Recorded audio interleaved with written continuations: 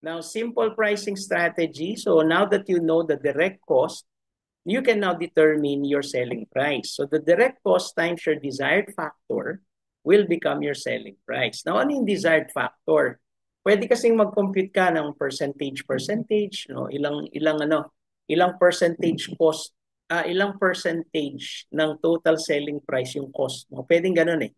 Pwede mo computing ganun. Tawag doon profit margin computation. Pero instead na pahirapan mo pa yung sarili mo, you can just select a desired factor, yung gusto mong pinaka-multiplier mo sa cost. So for example, ang desired factor can be times 4 or times 5 or even times 6 or kahit na ilang times, depende sa negosyo mo. Pero sa laundry, usually times 4, times 5 or times 6 is reasonable. Okay? Sa maraming negosyo, yan ang reasonable. Times 4, times 5, times 6. Ibig sabihin yan, kung ang cost mo dun sa item is let's say 50 pesos times 4, bebenta mo ng 200. Nag-compute ka pa. Okay, anyway. So, ganun siya. Right? So, ganun din tayo sa laundry. Now, ang consideration mo, kung anong factor ang pipiliin mo, is it times 4, times 5, or times 6? First consideration is your competition. No? You have to look at the pricing na binibigay ng competitors mo sa market. So, halimbawa, sa washer, kung sumisingil sila ng 65 or 70 or 75, please take note of that. And then look around, go around, and then look at your different competitors. Kunin mo yung mga iba't ibang pricing nila at pag-aralan mo. Very important yun. Okay? Second is yung market capacity mo. Kasi kung halimbawa, ang market mo, class C and D, medyo low income, no? Medyo hirap sa pera. Tapos magpa-factor ka ng times 6 or times 5, baka hindi ka pasukin. No? Kasi sa presyo pa lang, pag in-advertise mo sa banner mo, poster mo, mamahalan na sila. Pupunta na sila doon sa kabilang shop. Hindi ka na napagbigyan man lang. 'Di ba? So, you have to also consider the market capacity. However, kung ang market capacity mo, class A, class B, ano yung sabihin nun? May pera, may disposable income. Tama? Tapos, pepresyohan mo ng times 3, times 4 na factor. Ano isipin nila sa service mo? Cheap. No? Ayaw nila ng cheap. Gusto nila yung magandang price na feeling nila trustworthy price na makapagbibigay ng magandang quality because price is not the issue para sa kanila. Service, quality, 'di ba? Performance, so yan ang mga importante sa kanila. So depending sa market mo. So you have to understand ano ba yung market mo sa lugar na yon. And finally, consider also your branding and value added services, 'di ba? Ikaw mismo, magkano ba ang tingin mo sa sarili mo? If you're the business owner at nag-branding ka sa shop mo, tinawag mo Mr. Laundry or whatever, ano ba ang halaga sa iyo ng Mr. Laundry na yon? Or in our case, Mr. Lava Lava, yun na lang gamitin example. Ano ba ang halaga sa akin ni Mr. Lava Lava? Is it an important brand? Is it something na dapat respetuhin? Kasi your pricing will be a reflection of how you value yourself. Tama? So kung ang value mo sa sarili mo mababa, o esteem, kumbaga, tendency yung price mo mababa din. Tama? And that's very sad, no? Kasi sa totoo lang, ang dami naman nating pwedeng ibigay na additional services, wala na tayo masyadong gastos, pero makakapagpataas sa value natin. Yun yung tinatawag na value-added services. Like for example, good customer service. Yun lang marunong makipag-usap ang mga tao mo. Wala ka naman dinagdag dun eh. Tinraining mo lang sila, ginagawa nyo lang, and it becomes more profitable for you. Diba? Why? Kasi you can price high. Bakit? Yung customers mo would appreciate the better service. They would appreciate the expertise. They would appreciate the shop interior, the uniform of your staff, the quality of communication ng mga staff mo. Lahat yung pag pinagsama-sama, dagdagan mo ng 15 pesos, 20 pesos yung charge mo versus your competitor at yung market mo naman is willing to make that additional fee, ikaw ang lalapitan eh. Ikaw ang pipiliin eh. Mawawala yung competitor mo kahit mas mababa presyo niya.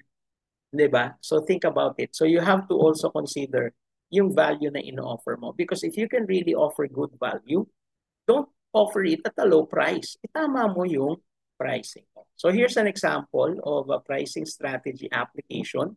So sa selling price, sabi ka na natin, direct cost times desired factor. So for example, magkano yung sinabi ko sa iyo na cost ng washer cycle per 8 kilograms? Example ko lang, quick reference ko sa iyo kanina, without the detergent. Do you remember? Bali, sir, tama po ba? 15? Yes, that's 15 pesos, 'di ba? That is the electricity, water, and Hindi. machine depreciation. Wala pa yung detergent, inalis ko yung detergent, no? Yes, sir. So, pero if those three combined, 15 pesos lang yan, more or less. Depende lang sa lugar mo kung bumababa ng konti, no? Pero lagyan na lang natin sa 15. And let's say your desired factor is times 5. So 15 times 5 is 75 pesos. Now that becomes your selling price. Okay? So again, you have to ask yourself, okay ba to? Competitive ba sa lugar namin? Acceptable ba sa market namin? Ma-appreciate ba nila yung 75 pesos? If I can give them a good brand and a good customer experience with value-added services na hindi niya makukuha sa iba. 'Di ba? So if you Tama. can give that, bigay mo yung 75 kahit yung kalaban mo 65. 10 piso pa. Yung kalaban sa isa pang shop 60 pesos, 75 pa rin ako. 'Di ba? Why? I know myself eh. I know what I can give to my customers. I know my customers will appreciate my services. Nagbibigay nga tayo ng tip eh, di ba? Nagbibigay tayo ng tip sa mga restaurant, nagbibigay tayo ng tip sa mga parking boys. Yun nga sa laundry, binibigyan din ng tip ng mga customer. Tapos, bababaan mo yung singil, di ba? Kasi ang iniisip mo, that's the way to compete. You're crazy. Yun ang sasabihin ko sa'yo, di ba? Crazy ka. Mag-isip ka, nakikita ka, while at the same time, making sure your customer feel good. 'Di ba? Na feeling niya sulit yung binayad ko sa iyo. Baka nga sabihin sa ganda ng service mo yung 75, ang mura naman dito, o 'di ba? O mura pa, Tama, sir. 'di ba? Mura pa ba? Tama po. Kasi nagandahan sila sa service mo eh. Tama. Nagbayad na nga ng 75, sa kabila 60, sa iyo 70. Nagbayad na ng 75, nagbigay pa ng tip, 'di ba? So, parang crazy, di ba? So, parang bahala kayo sa buhay nyo, magpresyo kayo, magpatayang kayo sa presyo. Ako, I will run my business the best way I could, giving my customers the best quality, best customer service experience. Lahat ng kaya ko ibigay na willing sila to pay up to a certain degree. Siyempre nga naman, pagka siningil mo na ng 500 pesos per 8 kilo, sobra na. Pero the point being, willing naman sila eh. Magbibigay pa nga ng tip even at 75 pesos per 8 kilos eh. Di ba? So why not? Di charge it. Baka nga sa 80, pwede pa. 85, baka pwede pa. May mga shops akong alam, 120 per 8 kilograms.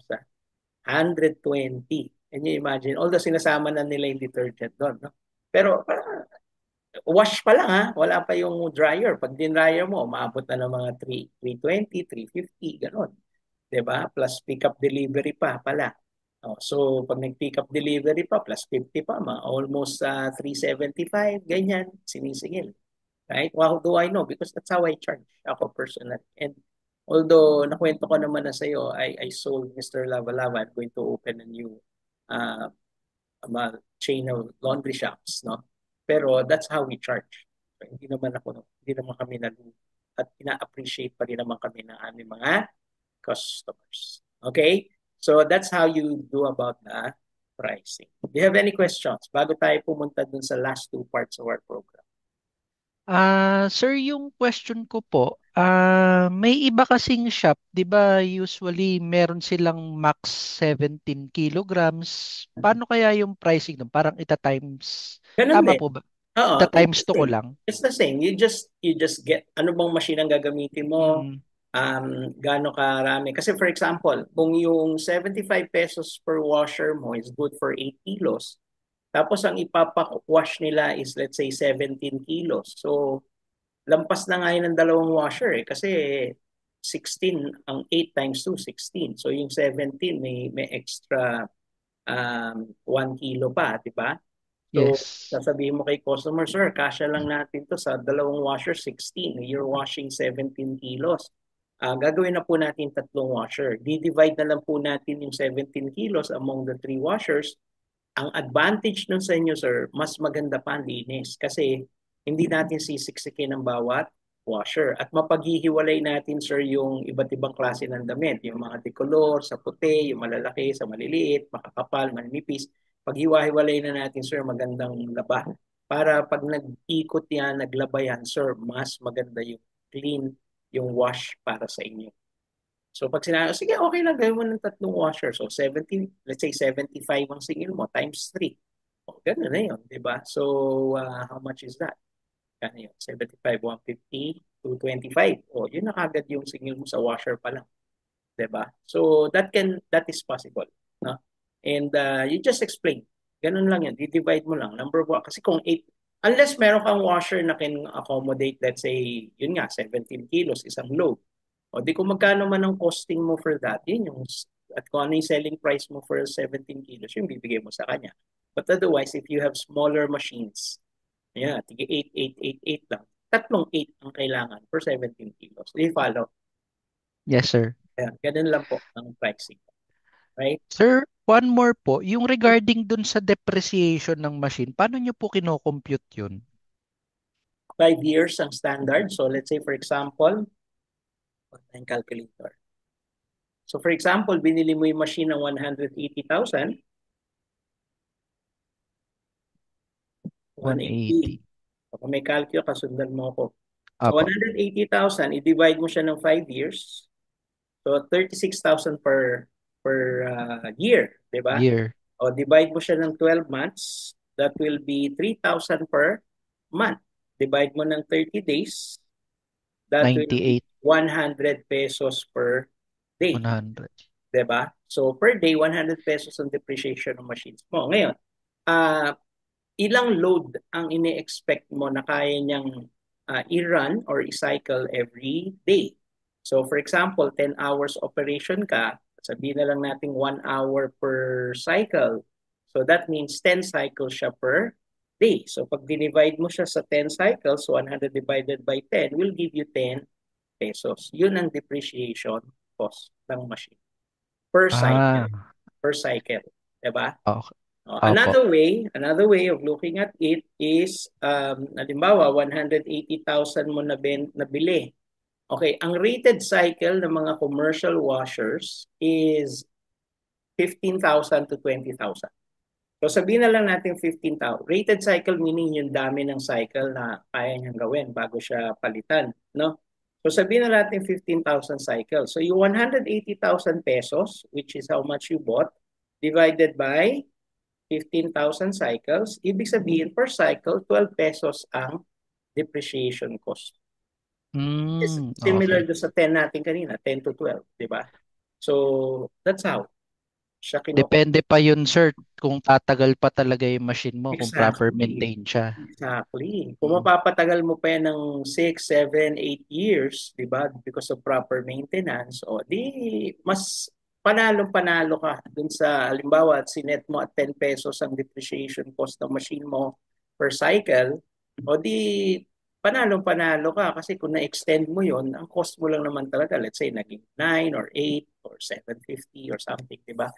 So panalo ka in the long run. So that's how you compute it. The problem with many shop owners, they don't know this. They don't study this. They don't apply these principles in their business. Kaya nangyayari, wala, nalulugi lang kung nalulugi. Pag tinanong, bakit ka nalulugi? Hindi nila alam. Magugulat ka kasi, sir, pare-parehas sila ng, dito kasi sa area namin, Uh, pare-parehas sila ng Yun na nga presyo. kaya nga eh. So, alam mo, Ice, tama naman, puntahan mo sila, kunin mo lahat ng pricing nila, services nila, magkano nila pinapresyohan. Tama yon because you need to know your competition, right? Yes, Pero sir. wag mong ibase doon lang. Remember, competition, market capacity, and how you value yourself, your brand, and your value-added services. Huwag mo kakalimutan yon kasi that speaks about who you are. No? Yes, So yung sir. tatlo na yun ang ano mo, factors mo. Ang ginagawa kasi ng iba, ang factor lang nila, competitiveness. Yun lang, tinitignan lang magkano ang presyo ng kalaban o tapatan natin. Ganun lang eh. Ang problema, hindi nila iniisip, para pala kayong mga timang eh. Lahat kayo nagpe-presyo ng 68, willing naman magbayad yung customer ng 80 pesos. Sinong nilugi nyo? Nilugi nyo lang sarili nyo. Yung opportunity na kumita ng extra 20, hindi nyo napakinabangan. Why? Kasi lahat kayo naniniwala sa mga sarili nyo lang. Hindi kayo nag-iisip what the market is really willing to pay for. Do we follow, Ice? Yes, sir. O Tama. yun, dapat ganun ang thinking natin. Okay? Very important yun. All right? So with Yes, sir. that, we now go to our next topic, marketing, sales, and service innovation.